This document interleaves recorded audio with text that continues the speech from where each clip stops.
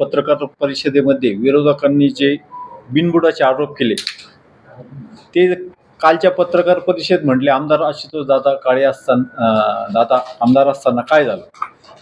आमचं एक म्हणणं आहे की बुवा कालची ती पत्रकार परिषद ती फक्त पेपर वर्कवर घेत होते, कोणती माहिती न घेता. आज जर पाहिलं, आज कोपरगाव शहरात आमदार आशुतोष दादा 2019 पासून आमदार झाल्यापासून 4 व्यापारी संकुल आपल्या कोपरगाव शहरात झालेले आहेत.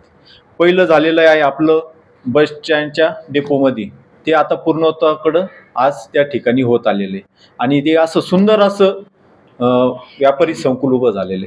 त्याच्यानंतर नगरपालिकेची जी जागा आहेत आपली पोस्टाच्या शेजारी, त्या ठिकाणी आता काम चालू आहे, ते पण आता बऱ्यापैकी लवकर काम उरकण्यात येईल. आणि त्याचबरोबर काल एक परवा भूमिपूजन झालंय बाजार तळामध्ये, म्हणजे आणि अजून एक चौथं जे व्यापारी संकुल आहे ते आता साधारण अंतिम टप्प्याच्या मंजुरीत आहे. पण एक कोपरगावामध्ये भरभराटी व्हावी, लोकांना व्यवसाय करण्यासाठी एक संधी भेटावी, त्या दृष्टिकोनातून दादांनी आपल्या कोपरगाव शहरात व्यापारी संकुल उभारलेले आहेत. आज जे काही लोकांना रस्त्यावर बसायची वेळ येत होती, आज त्यांचा तो प्रश्न मिटणार आहे. त्यासाठी आणि कोपरगावचं एक वैभवात भर पडत, त्यासाठी आपल्याला दादांनी व्यापारी संकुल केलेले आहेत. पण दुसरी गोष्ट, आज जर पाहिलं, विरोधक ज्यावेळेस आमदार होते त्यावेळेस त्यांनी एस टी बस स्टँड आणलं होतं. ते एस टी बस स्टँड काय पद्धतीने आज आपण सर्व पाहतोय, म्हणजे त्याला यायची दिशा जायची दिशा, म्हणजे कधी कधी नागरिकांना असं वाटतं की ते जुनं एस टी स्टँड होतं ते बरं होतं. म्हणजे आज संगमनेरचं एस टी स्टँड पहा, त्याच्यानंतर तुम्ही राहतेचं बस स्टँड पहा, हे व्यापारी संकुल पुढं लोकांना व्यवसाय करण्यासाठी एक असं उत्कृष्ट व्हिजन असलेलं असं केलेलं आहे. मग त्या दृष्टीने त्यांनी तसं काहीच केलेलं नाही. त्या ठिकाणी एखादं 2 ते जुने लोक होते त्यांच्यासाठी फक्त एखादे 2 गाळे, पण ते आज बस स्टँडची परिस्थिती अशी आहे ती बांधून ठेवल्यामुळं आज तिथं नागरिकांची गैरसोय होती. बस कुठून येते, काय येते, कोणती कुठं बस राहते, हा एक मोठा आहे. म्हणजे ते जर म्हणतात की बुवा आमदारांनी केलं नाही, तर त्यांनी, मी तर म्हणतो कोपरगावसाठी त्यांनी काहीच केलेलं नाही. त्यांनी त्या दृष्टीने ते लक्ष द्यायला पाहिलं होतं.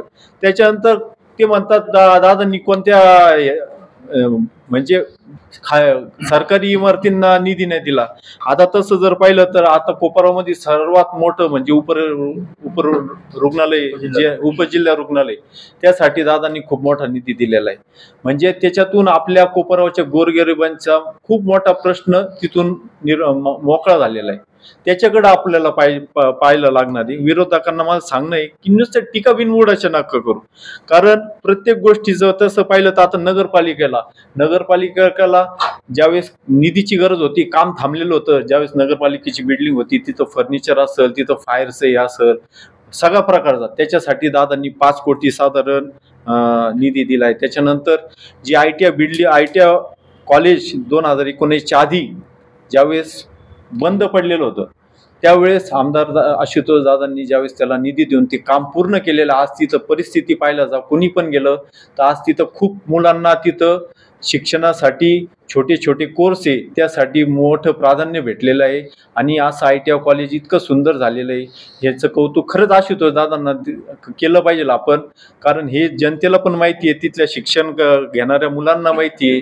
त्यामुळं विरोधकांनी नुसतं टीका करणं, त्याच्यानंतर त्याचबरोबर आज आपल्या कोर्टाची बिल्डिंग आहे, दिवाणी न्यायालय, त्याच्यानंतर न्यायाधीश निवास आहे, ह्या ज्या बिल्डिंग आहे, त्याच्यानंतर आपलं पोलीस स्टेशन आहे, ग्रामीण पोलीस स्टेशन, ह्या ज्या बिल्डिंग झालेल्या आहेत, ग्रामीण पोलीस स्टेशन वसाहत आहे, ह्या अशी विविध कामं दादांनी केलेले. बरं त्याच्यातच समाजावाईज आता इतर समाज आहे, न्हावी समाज आहे, त्यानंतर माळी समाज आहे, ब्राह्मण समाज आहे, अशा विविध समाजांना दादांनी बरेच 10-10, 20-20 लाख रुपयापर्यंत निधीची मदत केलेली आहे. विरोधक सांगतात की काही असं कुणाला दिलं नाही, साफ खोटं, म्हणजे एकदम खोटे. उद्या जर आपण जरी माहितीच्या अधिकाऱ्याखाली जर गेला तर प्रत्येक समाजाला काय काय पैसे दिले नगरपालिकेत आपल्याला त्याची पूर्ण माहिती भेटेल. आज आपला जो राघोबा वाडा आहे, जो पूर्ण म्हणजे पडण्याच्या परिस्थितीत आला होता, आज त्या ठिकाणी खूप मोठं काम, आज जर तिथं आपण पाहिलं तर खूप मोठं, म्हणजे त्याचं जे आपलं गावाचं जे वैभव होतं ते आज त्या ठिकाणी निर्माण होत चाललेलं आहे. आपण त्याच्याकडे पाहिलं पाहिजे.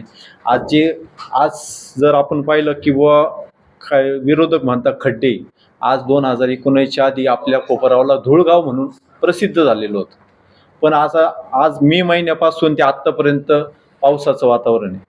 आज सगळीकडंच म्हणजे महाराष्ट्रभर आज गेल्या 6 महिन्यापासून पाऊस चालू आहे. तर त्या पावसामुळे कंटिन्यू पाऊस चालू असल्यामुळे किंवा त्याच्यानंतर काही ठिकाणी डांबरी प्लॅन्ट प्रत्येकाला माहिती की बा डांबरी प्लॅन्ट ह्या वातावरणात बंद राहतात, ही प्रत्येक नागरिकाला माहिती.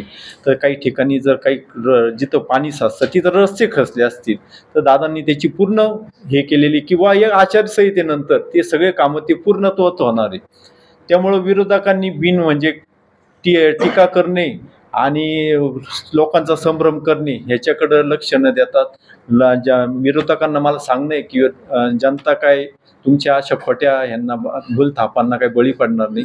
तरी येत्या नगरपालिकेमध्ये आज इलेक्शन आहे म्हणून ते बिनबुडाचे आरोप करतात ते राष्ट्रवादी काँग्रेस पक्षाच्या सर्व नगरसेवक नगराध्यक्षांवर जे कोणी होणार आहे त्यांच्यावर. तर हे चुकीचे आहे. जनतेने सुद्धा त्यांचं काही गोष्टी मनावर न घेता आमदार दादा काय काम करत आहे हे सर्वांना माहीत आहे. आणि ते आचारसंहिता उठल्यानंतर ज्या कामांची मंजुरी झालेली, जे कामं मंजूर झाली ते सगळे कामं पूर्णतः चालू होणार आहे. तरी आपण आपल्या राष्ट्रवादी काँग्रेस पार्टी व आमदार दादा काळे यांच्या पक्षातील जे कोणी उमेदवार आहेत त्यांच्या पाठीशी कोणत्याही भूलथापाला बळी न पडता खंबीरपणे उभे राहून आपण सर्व नगरसेवकांना व जो कोणी नगराध्यक्ष असेल त्यांना पाठिंबा द्यावा, साथ द्यावी. म्हणजे पुढचा विकास आमदार दादा काळे सत्तावरती सत्ता असल्यामुळे अजून चांगला करतील. एवढं बोलतो आणि 2 शब्द संपवतो.